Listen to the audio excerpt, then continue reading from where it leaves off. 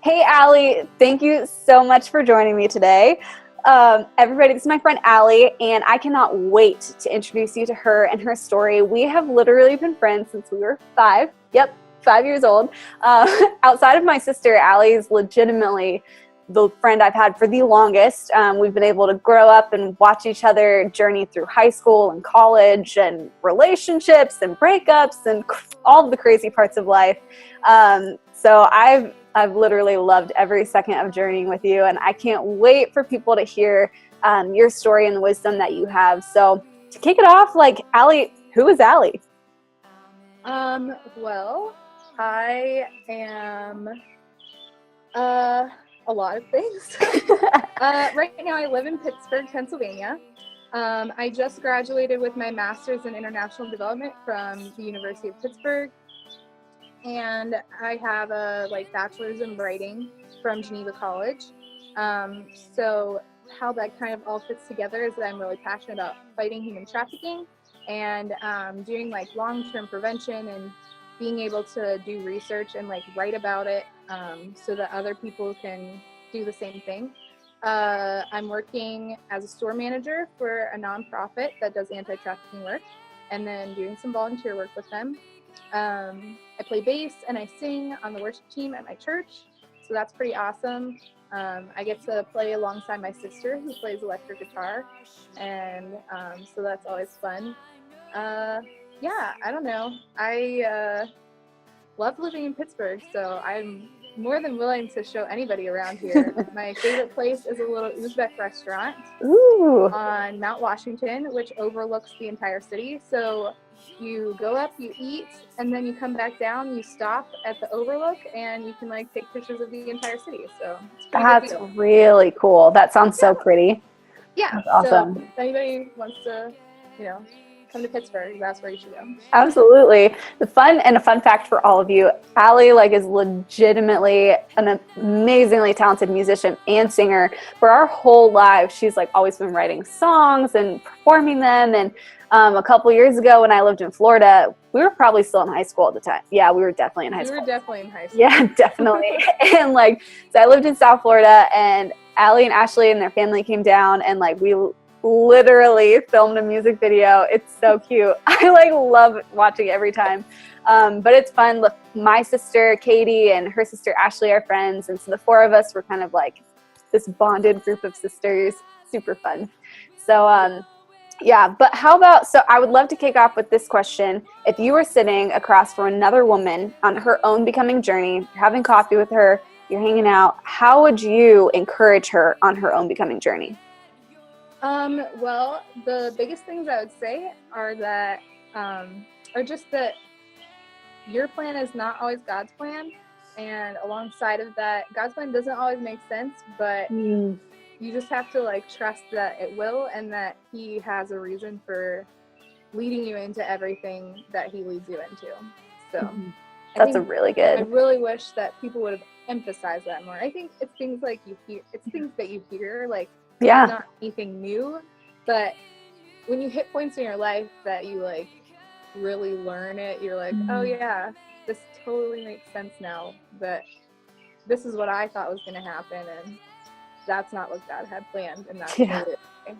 So. Yeah, that's huge. That's a huge truth. And since I've been able to journey with you, I know this is literally where you're living right now. You're not kidding when you're saying that. So would you mind giving everybody an insight into this isn't just words you're saying, this is your life? Yeah. Well, I was kind of spoiled in undergrad and high school and all my life before that, and that everything just kind of worked out exactly how I thought it would. I wanted to go to Geneva College for writing, and I did that. I wanted to study for a semester in Washington, D.C., and I did that. I wanted to have an internship at the State Department, and I did that. I always got the jobs that I wanted on campus, and everything just kind of always fell into place exactly how I thought it would. And then grad school came along, and that was a different story. I wanted to go to DC, and DC was way too expensive. Pitt also just had a program that fit what I wanted more. But Pitt was literally the last place that I wanted to be, because I wanted to get away from home and go somewhere new. And so I was like, really, God, like, University of Pittsburgh, this is literally the last place I wanted to go.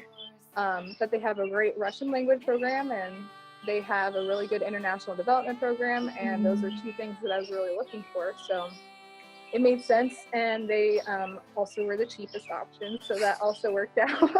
Yeah. I had a place to live immediately. I already knew friends here. So, like, there were a lot of things that just made it clear, like, this is where I needed to be. And I was like, this isn't what I wanted. Actually, I had the opportunity to travel to Serbia last summer, which seems like this really awesome thing, but that was still not even planned. That was not my plan. My plan was to go to Ukraine, and then Euromaidan happened, so basically 2 blocks from where the office was where like everything was on fire and where all the fighting was happening, so it really wasn't safe for me to go. I got some scholarship money, but I would have lost it all if I would have gone, because they don't fund projects, or they don't fund internships in countries with like active travel warnings and things like that.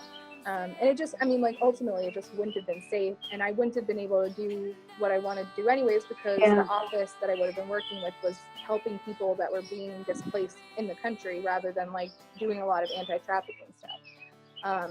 But I had some people at Pitt that have relatives and friends in Serbia, and they had a need for an intern, even though they don't really have a real internship program.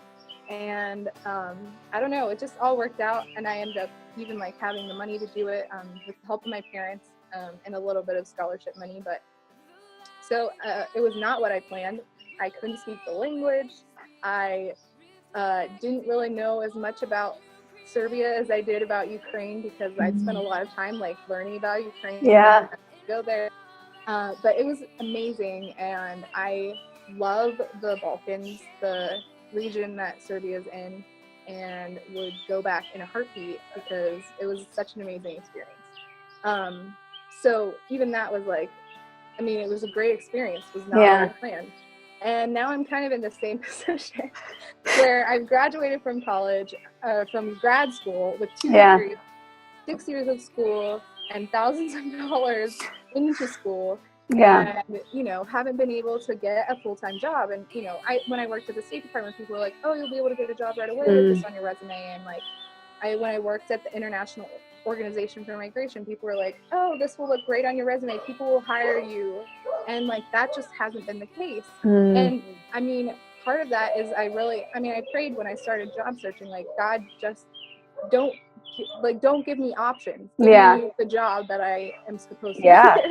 And I feel like that's exactly what he's doing, and which is like turning down every option that I could possibly take that seems like a great option, but really isn't where I'm supposed to be.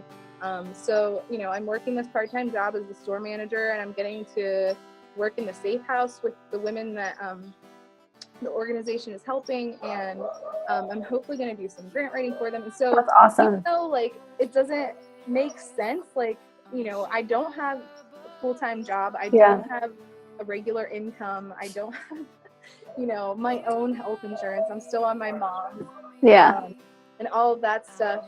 I know it's where God wants me to be. And it's really been great to see like what he's doing through that organization, and where I've been able to just like step into gaps that they had. They needed a store manager, they needed somebody that can do grant writing, they needed somebody to like fill the Sunday night shift at the safe house, you know what I mean?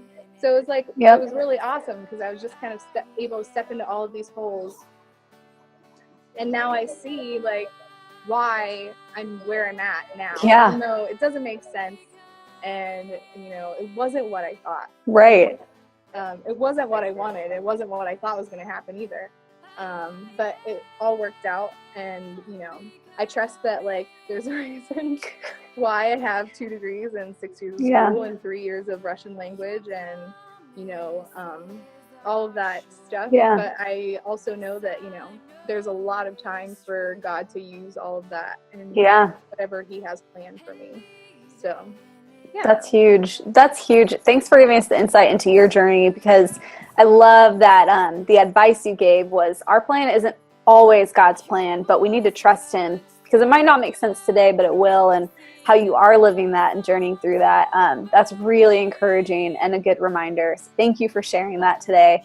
Yeah, Super no appreciate it. problem. Thank you. And for all of you, make sure that you follow Allie on social media. You can follow her journey as she finds her full-time role, steps into that. She continues to volunteer and makes a difference in anti-trafficking situations, not only here, but around the world. It's huge. So make sure to follow her. And Allie, thanks for sharing your story today. Yeah.